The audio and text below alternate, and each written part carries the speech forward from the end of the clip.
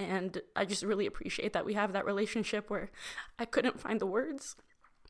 I couldn't find the words this morning, but I could tell you that I needed a hug. And just having that embrace and then being able to talk to you guys afterwards. Yeah. Like, I needed that when I was 10, and I needed at 32 sometimes too.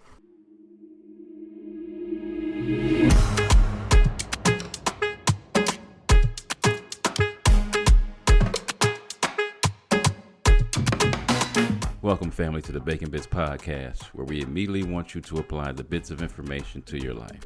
The ground rules for our podcast is that it will always be encouraging, uplifting, and informative. The areas of life that we will be talking about on the Bacon Bits Podcast is having a balanced life, whether that's spiritual, mental, physical, relational, or financial. And you know it's these 5 words I want to hear you say them out loud. Please say valuable. Information applied equals success. And I have on the podcast today one of the greatest stars of all times. My first one, okay, the one that was the apple of my eye, the one that broke me down from being super selfish bastard to the great, awesome man that I am today. It is no one other than my wonderful oldest daughter, ShayyBellaa Bacon. Hi, darling. Hey, Dad. Thanks for having me on. Thanks for coming on, girl. So I love this topic coming up on. This will be coming up on Father's Day, and I'm super grateful to have become a dad to the wonderful children I've been blessed with.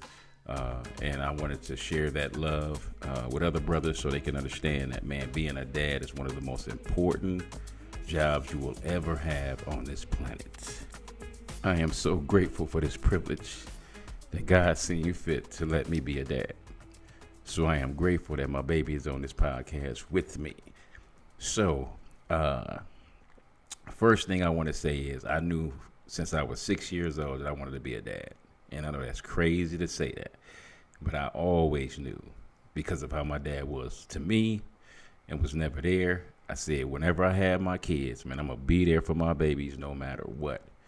So I was super excited with the thought of knowing that, man, when I found out that I was going to be having a baby, okay, first of all, I was tripping. Your boy panicked. The thoughts that went through my mind is unfortunately the thoughts that most guys be having. Okay, abortion came across my mind, and I was like, nah, we didn't already had this discussion with yourself that, you know, you want to be a great dad. So that's out the picture. So then it was just a matter of fact of how are we going to do this? So it was an amazing time with her mom to know that we're going to have a beautiful baby girl, and to know that this is going to just totally radically change my life forever. But it was nerve-wracking. It was challenging. And it had nothing to do with her. It was all of the battles that I was dealing with in myself. But when I first laid eyes on her, I knew that everything was going to be all right. And I was going to get a chance to be the very thing that I knew I was going to be. So I just wanted to ask my baby girl, you know, how does it feel having me as your dad? Oh, let me grab a tissue because I love you so much. I'm so grateful that you're my dad. Just like you're thankful that God gave you me, I'm thankful that God gave me you. And that's one of the things that I'm most thankful for is not only that you're my dad, but that, that's my voice cracking, but that you've given me a solid foundation by helping me to find my relationship with God. And I feel like that's one of the greatest gifts that you've given me because it has helped me figure out who I am and what my values are and my morals. And so it's one of those things where even after you leave me, it's something that'll always stick with me. So I'm really grateful for you just introducing me to faith and, you know, bringing me to church and all that stuff. So I also love that we have such a good relationship, and I love that you've always been an intentional dad. And I didn't really notice that till I got older and had friends who didn't necessarily have the same type of relationships with their father that I had with you. So I think it really molded how I looked at myself and how I entered relationships. And also, I felt like I really did not seek the attention of men because I had such a great dad. And, okay, we're going to have to re-record this because I'm going to start crying. But just the things that you did when we were little, like going on daddy-daughter dates. Yes. Really gave me like a sense of self-worth. So when it came time to date as I was an adult, there was already a standard, so I knew what I was worth, and from going to church and knowing that I'm fearfully and wonderfully made, as well as having a dad who, kind of, put me on a pedestal and made me feel like I was smart and beautiful and capable of doing anything. I'm thankful for that. There's even times,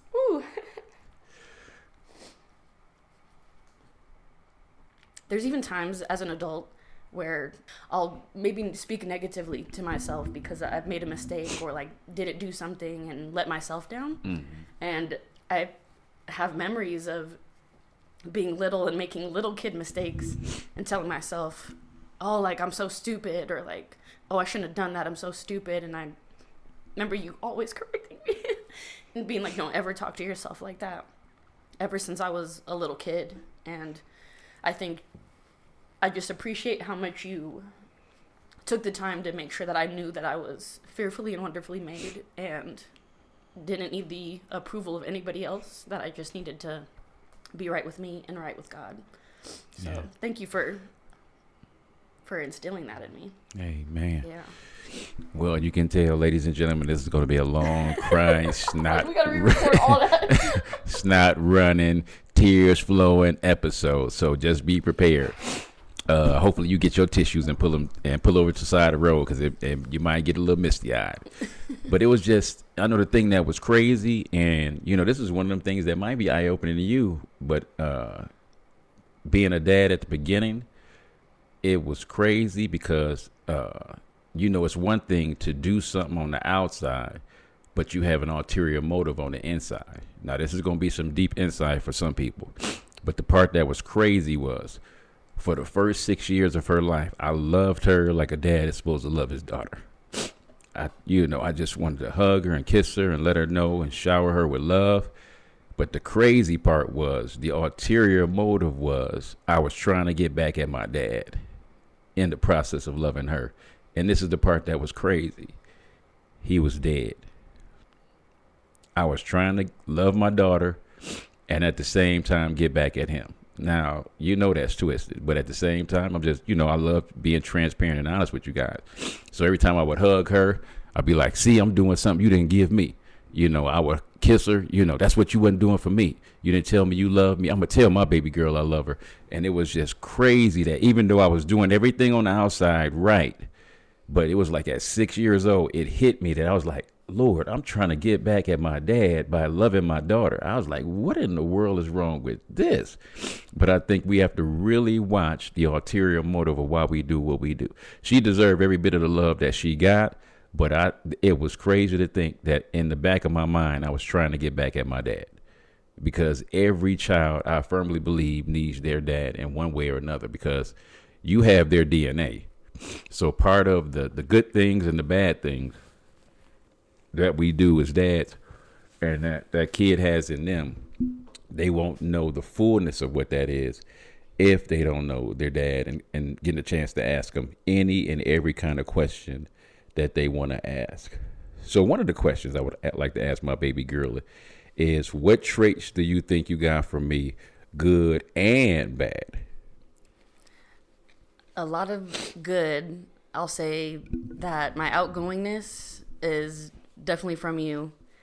I have friends from the third grade that haven't seen you since the third grade that are still like, how's your dad? I still remember like the biggest hug that he would give me. He looks like Michael Jordan. He was always so outgoing. I remember him on the field trip. So I feel like I sometimes have that impression on people too, just being really outgoing and being able to easily love on people. And I think I got that from you. I think I also got well, I mean, a little bit of both, because sometimes I can be extra laid back, and I know that I get that from you, because I know that there's been times, even as a teenager, where I'd be like, can my dad like put some pep in his step? Can he care a little bit more? Like, you know, but yeah. So the laid backness, definitely my relationship with God, definitely got that from you. Like you've told me many times, when I was in the womb, you were hoping that I'd get your eyelashes. So that's thank right. you for these long eyelashes and this nice caramel skin. That's right. That's right. And bad things, I don't feel like I saw it firsthand, but you've told me that you've had anger issues in your younger years, and I definitely, as I was becoming an adult, hadn't really learned how to process intense situations as an adult rather than a child. So like the first few years of my 20s, I feel like I definitely had some angrier moments, or just acted out of anger in times where I could have had my emotions maybe a little bit more under control. But it's also a learning thing, you know. But, But yeah, I've never seen it, but I know there's been a handful of times where you're like, yeah, you know, something, and then all I saw was red, and then the next thing I know, he's on the ground, or, you know. So I've never seen that. You know, I've never seen Pastor John Bacon acting like that. But yeah. Yeah, but I think mostly good things. Like, I love being your daughter. Like, I feel so proud to be your daughter. Just like I said, because of the amount of people that have met you, or people that I haven't met before that are like, oh my gosh, you're John Bacon's daughter. Like, or like going to little food trucks or coffee shops around town, and somebody will hear that my last name is Bacon, and they're like, oh, do you know John Bacon? I'm like, yeah, that's my dad. And then I feel like I immediately am in the cool kids club, because, you know, you've already laid the groundwork that we're all right. Yes. Now, did you feel any pressure from being a preacher's kid? Okay. No, I really didn't. I know that that's a thing where it's like, oh, the preacher's kids always want to act out, and I'm not going to sit here and act like I was perfect, but I don't feel like I ever wanted to like lash out or act extra crazy or like do anything like that. I feel like I really had a good time at church. We grew up at Agape, and had such a good church family there that I didn't feel like I was dreading going to church. I thoroughly enjoyed it, and it was, you know, one of the few places in Tucson where I'd see a building full of beautiful Black people. So I loved going to church, and it just helped to, again, fortify and create that great relationship with God, because it wasn't just the relationship with God, it was also that sense of community, and you know, just having all your church family there. So so I felt like, because I had, you know, all my other church friends, you know, from the princess parties, shout out the princess parties. Yes.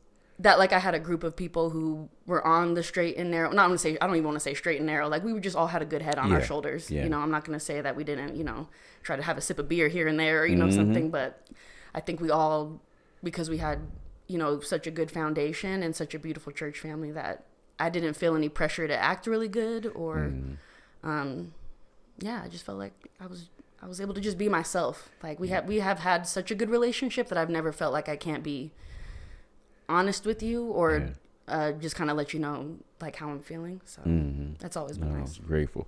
So, brothers, I know a couple of the things that we've talked about so far in the episode is one of the things I would love for you to do, and I don't want you to just do this with your girls, but I also want you to do this with your sons too, is have a daddy-daughter, daddy-son date night. You know, please do that, brothers, because I want your girls to see the standard of what it is for her to be loved by a man the way she deserves to be loved. I think that's really important.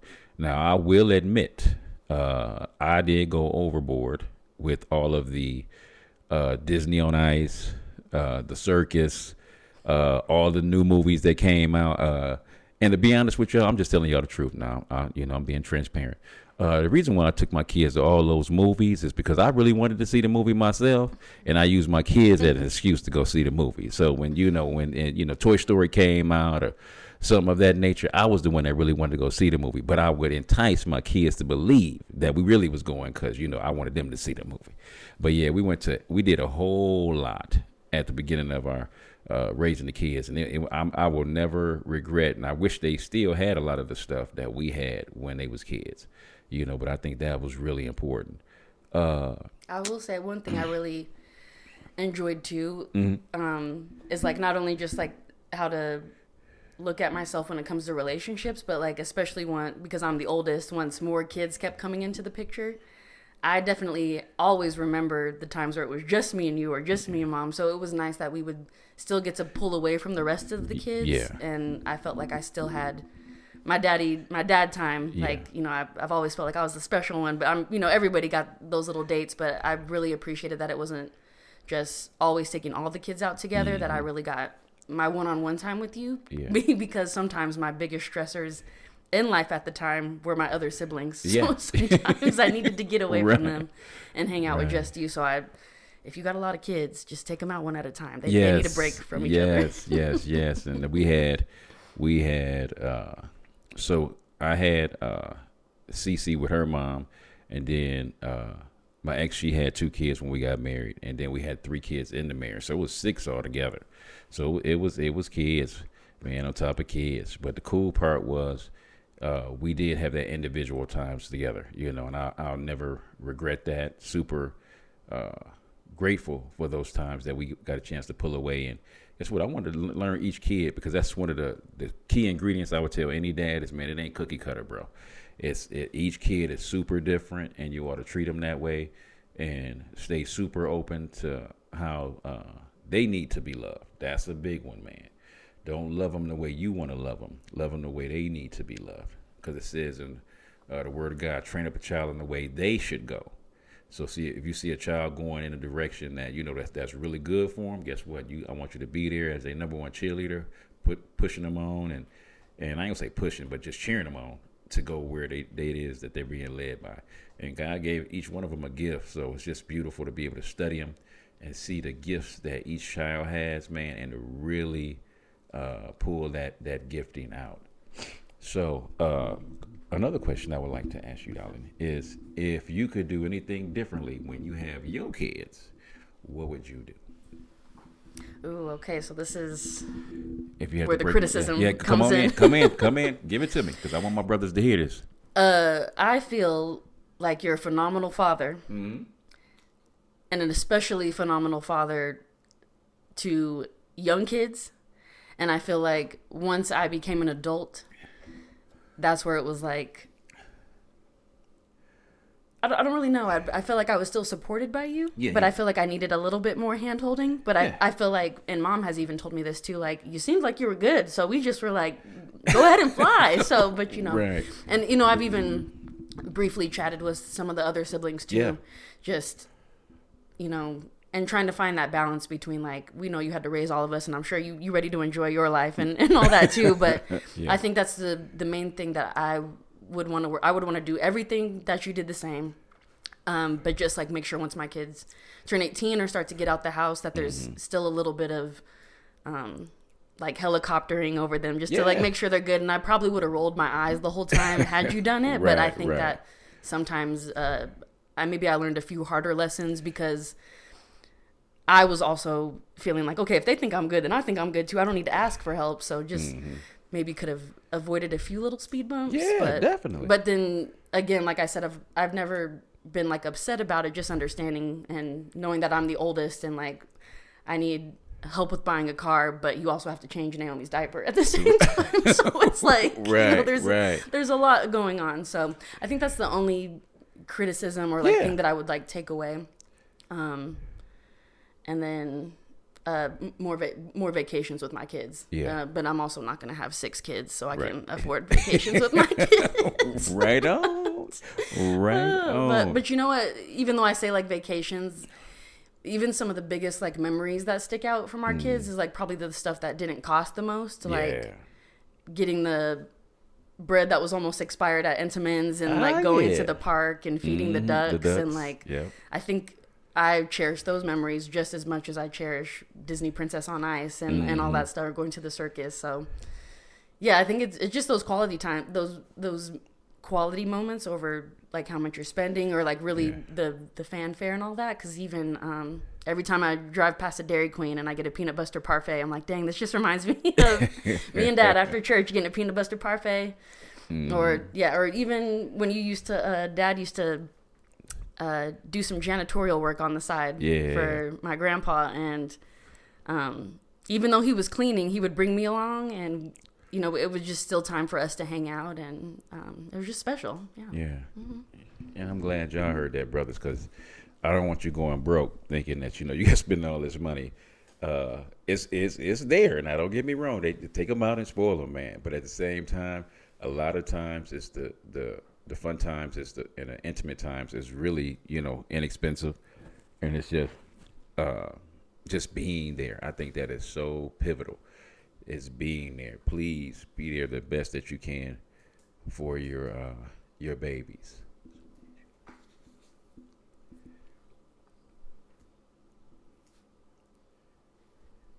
Okay, so I have some questions for you. Okay, come on, girl.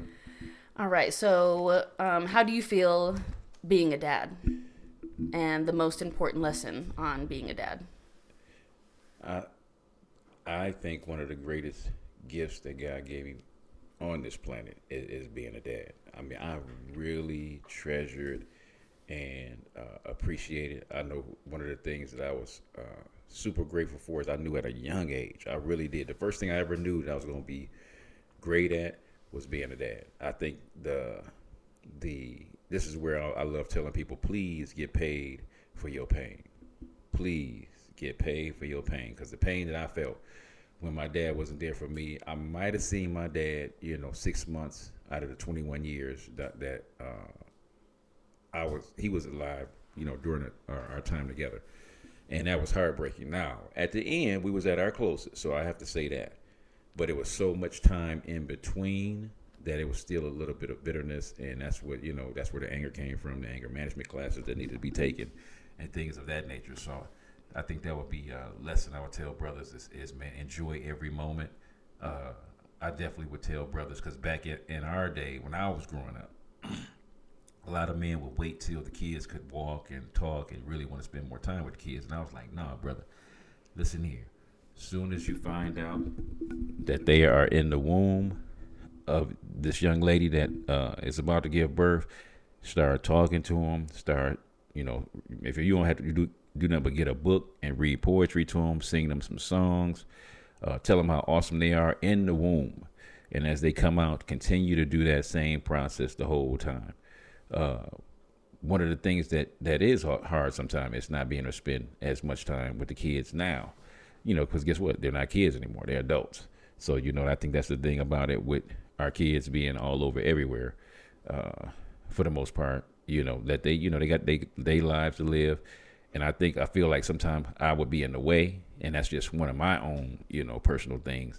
And that's beautiful, me hearing my daughter say, you know, guess what? A little bit more time together would be even better. So I think that the hoovering over, I was like, okay, because I was thinking about myself when I was 21. Man, I'm a damn man. I'm grown, dog. I don't need nobody. I'm going to get the hell up out of this house, and I'm going to go do what I got to do, you know. So it was one of those, you know, scenarios. But it's so beautiful, you know, to be able to text my kids, you know, as soon as something comes across my mind, text them a scripture, text them something motivational, to know that the oldest son, you know, an hour after a game is over and he's playing basketball over in Greece, he'll call me after a game.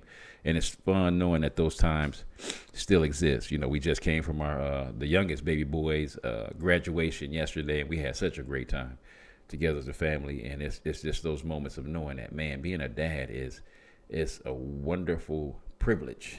It's not a job. It's a wonderful privilege, and I'm super grateful for the opportunity to be able to do that. So another question I have is, how did you work? Other than just being a dad, how did you work through some of your anger towards your dad? And I imagine that there's even probably an added layer because you're your dad's namesake. Yeah. So to be John Bacon Jr. And to only see your dad 6 months, I'm sure that probably was an added layer of frustration to be like, man, I'm you, like I'm your name. Yeah. So what do you think there was anything else that helped you to process that? And how long do you think it took really to be like, okay, I'm okay with the situation of me and my father? Yeah, I think it honestly took till 30, to be honest with you.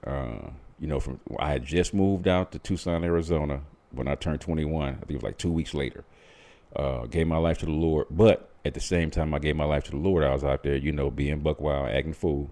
So it was really challenging you know, because I'm up there drinking, I'm out there doing cocaine and smoking some weed, and then find out that my baby girl was coming, and I was like, okay, we got to cut this on out right now, you know. So that's where I love just the thought of her coming on this planet. It made me want to stop being so damn selfish and take the thought off myself. But I still had the anger after I stopped doing drugs and drinking at 24.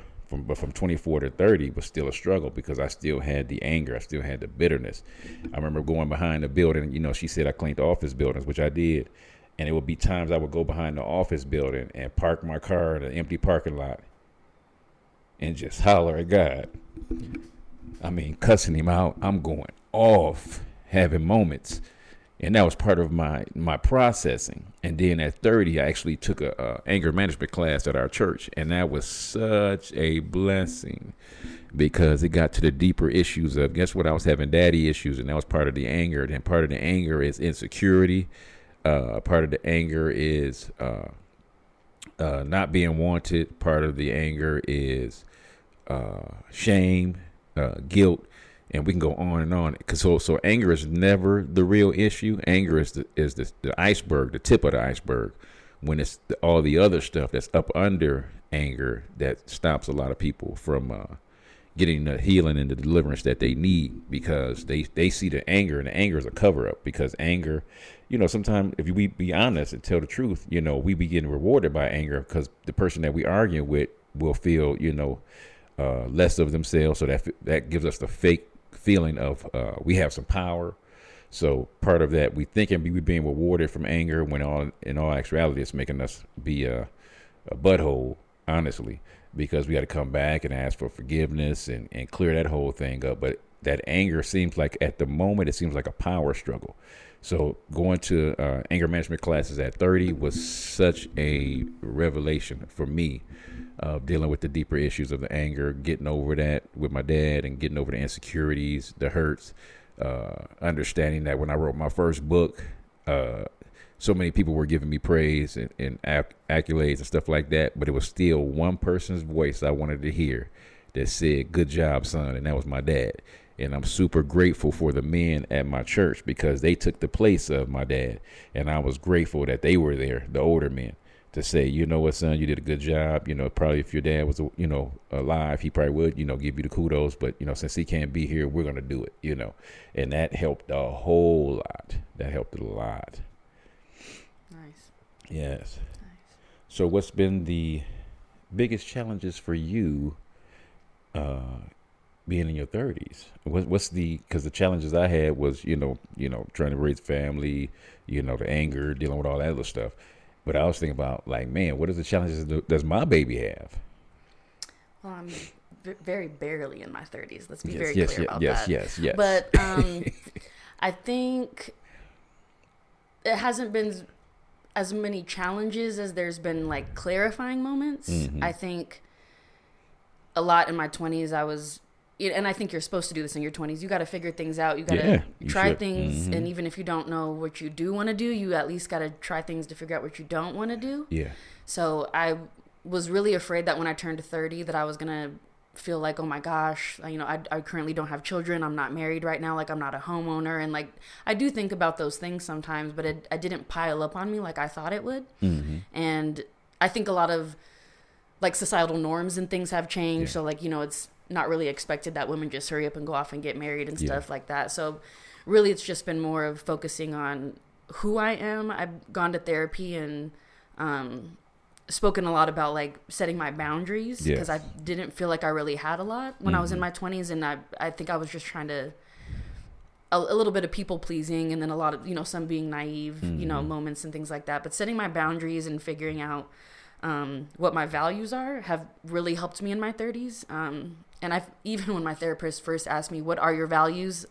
I didn't even know how to answer that question. And I still feel sometimes challenged in answering that question. But there's been a few times in my life where something has come up and I've had to stand my ground or stand up for myself or stand up for somebody else. Mm-hmm. And it's felt so good afterwards because I know, like, okay, this is my value. Like, this is something that I truly value. And some of the situations have been, like, standing up for children or standing up for a woman that's in an abusive relationship, or just things like that are challenging. But then when you come on the other end of it, and because I've had to raise my voice, and I've said like, I've also gone to therapy for anger and trying to find that balance between like, okay, I'm not getting angry, I'm standing up for myself, and just like you say, anger is not the actual thing that you're dealing with. It's like, okay, what's underneath? Like, it's my boundary or my value being crossed. So now I need to assert myself, be assertive, not angry. Come on.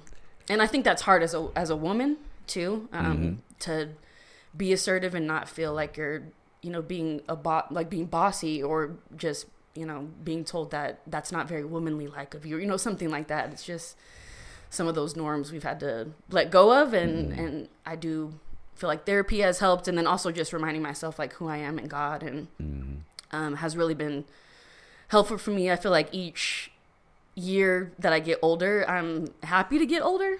I'm starting to see the wrinkles on my face, and there's a crick in my neck right now as I'm looking over at you. But I really am.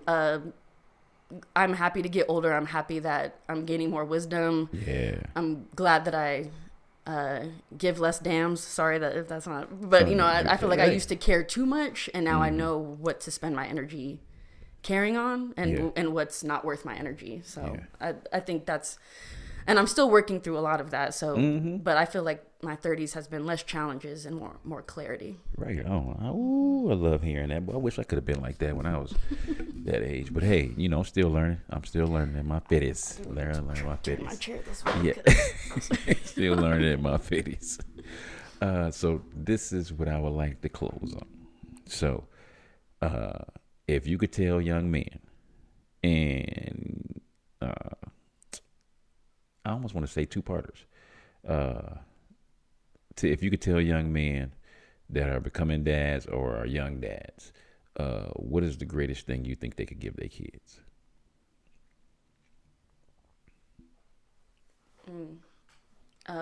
Quality time, and to choose them over and over again. Like, just like people say in relationships, like in marriages, like it's choosing your partner over and over again. I think as a kid, you need to be chosen, and especially in today's world, because and this is like a whole nother topic we're about to go on, but like you've been married twice to people that are not my mom. And while I don't in any way, shape, or form feel like you and my mom need to be together, and I'm super happy that Diana is in your life, because I've never seen you so happy.